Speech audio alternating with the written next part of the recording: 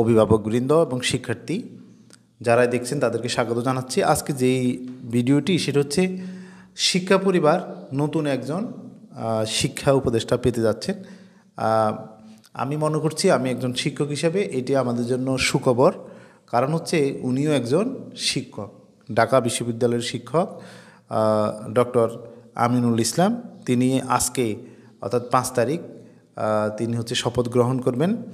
আমরা আশা করছি উনি আমাদের যে চাহিদা সেটুকু পূরণ করবেন, এবং যেহেতু উনি আগেও শিক্ষা মন্ত্রণালয়ে উনি হচ্ছেন শিক্ষা মন্ত্রণালয়ের বিশেষ সহকারী ডক্টর এম আমিনুল ইসলাম, তিনি অলরেডি শিক্ষা মন্ত্রণালয়ের আগেও দায়িত্বে ছিলেন তিনি, এবং রাজশাহী বিশ্ববিদ্যালয়ের পদার্থবিজ্ঞানের একজন শিক্ষক অধ্যাপক ছিলেন।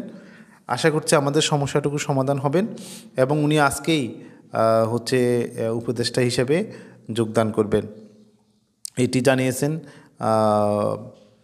উপদেষ্টা পরিষদ থেকে, যেটি নিশ্চিত করেছেন মঙ্গলবার অর্থাৎ কালকেই ব্যাপারটি নিশ্চিত করেছেন।